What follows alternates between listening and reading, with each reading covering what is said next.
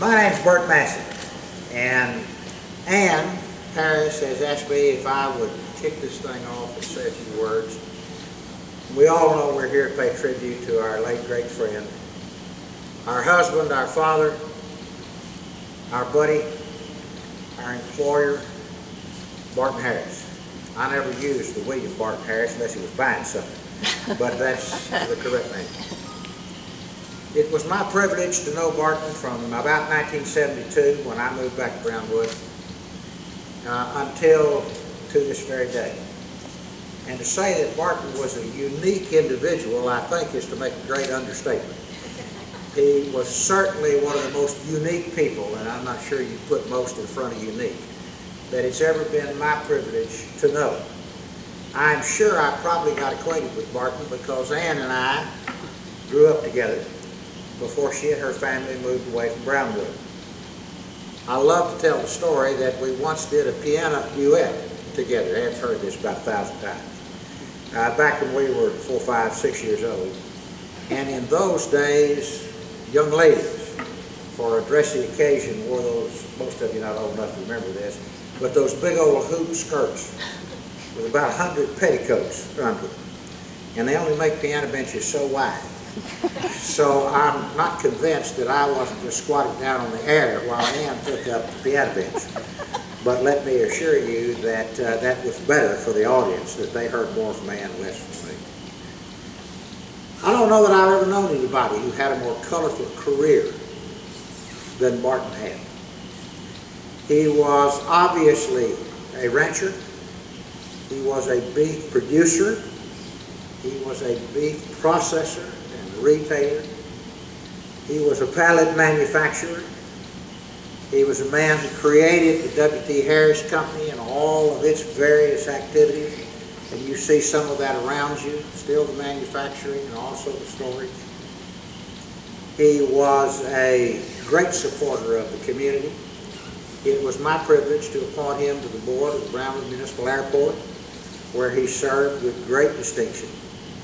He was president of the Statewide Association of Meat Processors. He was a naval aviator, 12-year career. He was a man who loved aviation and who continued to fly and kept up with the latest things in aviation and in aviation maintenance all of his life. And he was my friend.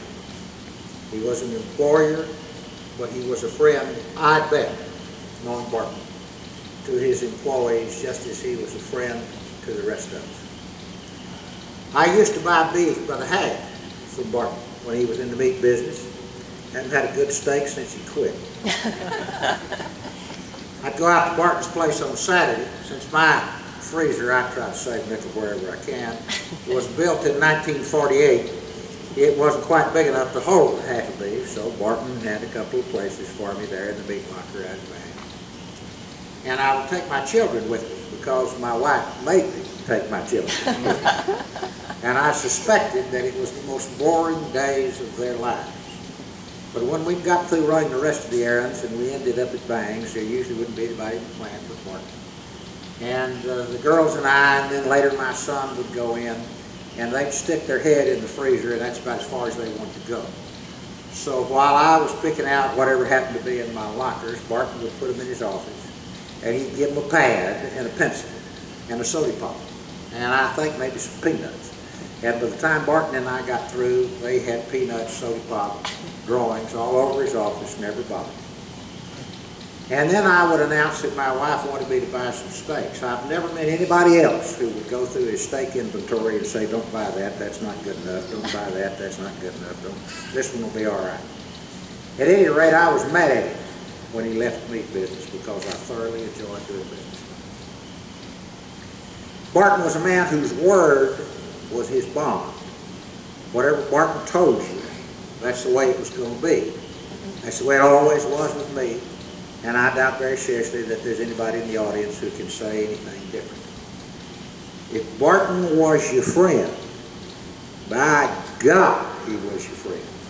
He stayed with you through thick and thin, up and down.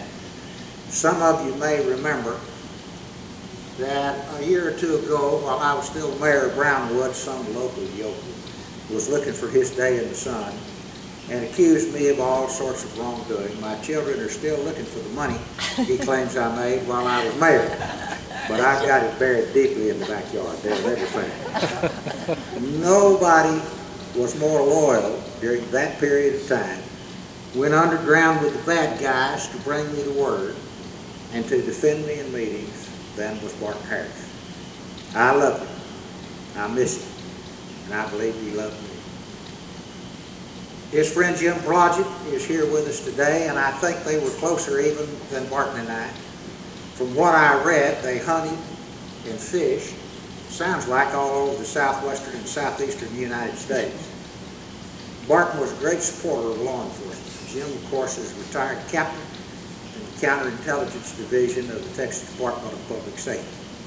And he's really the man that arranged for us to be here today. They became friends when Jim was a trooper, as I read, and remained friends all through his levels of promotion with the Department of Public Safety. And I suspect there are others of you in the audience that could give similar stories, whether you were in business for him, with him, and I understand there are some of his customers' representatives here today. Whatever Barton did, he did it right. Now, I like to tell this story. That didn't mean he did it like everybody else did. Barton used to come in my office on a regular basis, particularly when he was acquiring all of this property out here, or land near the family ranch that had been in the Harris family since 1917, and he would lay out the way he was going to do a deal. And I would say, Harris, that is exactly backwards from the way everybody else does it. Why in the pluperfect hell do we have to do it that way? And he would look at me and grin, that lopsided grin, and say, Bert, I know that I do it different from everybody else. Any stupid subbitch can do the easy. I'm certain that you can do the hard. Just do it like I want it done. And I did it like Barton wanted it done, and it always worked. Now, Barton wasn't perfect, none of us are. But he was right many, many, many more times. And he was on the right side many, many more times than he was on the wrong side. Maybe more so than anybody else. It was ever my privilege to know. When he was in the meat business, he started making pallets after he bought the old Bangs Masonic Lodge building. And that resulted in the W.T. Harris Company that you see today. And I can assure you, because I'm his lawyer, he didn't have squat other than what he was making out of that meat business and some land when he started the W.T. Harris Company. You may not know he was a conservationist as well. Barton decided one day that we weren't going to hunt anymore on his place. We weren't going to put any cattle. We were going to let it go back to the natural. But then he'd finish it up and say, but now if you want to go out there and hunt, you go ahead and go hunt, Barton. But I'd rather you shoot a doe. We kind of make the throat to thin that crop. I never did go, and I regret to the day that I did. The last time I was there dove hunting, it was muddy. Here comes Harris, see if he can stir up the doves. And he drives across a planted field in his Jeep in four-wheel drive till he manages to stick it. And then got out and left and said, let that Jeep grow some, see if it'll sprout out of this mud. Barton, in my mind, summed up, more so than anybody else I know, the old Frank Sinatra song, if you're old enough to remember it. I did it my way. And he did it successfully. Thank you all for being here to join me in paying tribute to our late great friend, our daddy, our husband, our boss, a community worker, a believer in this community, a believer in law enforcement. And he was extremely active in the, can't even think of the name of the organization. Crime Stoppers. Crime Stoppers. I used to remember every file I ever worked on. Now I have a hard time remembering what I had for breakfast. And he had expanded that from Brown County on further.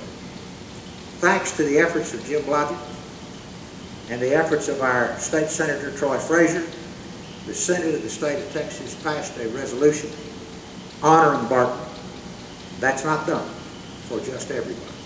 And Blake Woodall who is his district coordinator, is here with us to present that resolution. So let me present to you my friend, a very good man, Blake Will. Blake?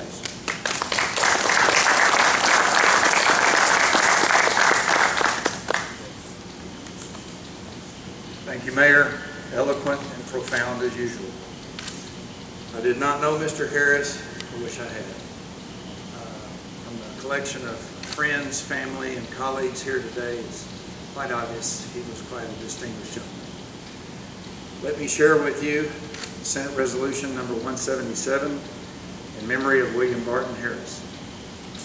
Whereas the Senate of the State of Texas honors and commemorates the life of William Barton Harris, who passed December 16, 2010 at the age of 67. And whereas William Barton Harris was born in Denison on August 16, 1943, to W.T. and Helen Harris, he moved to Bangs, Texas, and graduated from high school there in 1961. And whereas he earned a degree in range and forestry at Texas A&M University in 1966, he then entered the Naval Flight Program and received his wings as a United States Naval Aviator.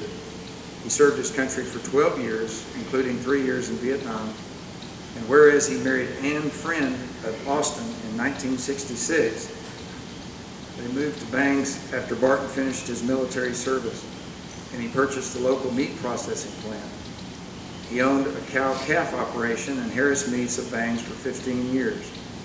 In 1988, he moved to the industrial park in Brownwood as the owner of the W.T. Harris Company. And whereas Barton was active in many professional associations, served as president of the Texas-Oklahoma Meat Processors Association for 4 years, and served on the boards of directors of the Brown County Farm Bureau, the Brownwood Airport, and the Brown County Fair Association. And whereas he was very involved with local law enforcement, and over the years had received much recognition and numerous awards from several groups for his dedication and loyalty, including the Texas Department of Public Safety, the Abilene District Highway Patrol, and the Texas Department of Public Safety Criminal Intelligence Service.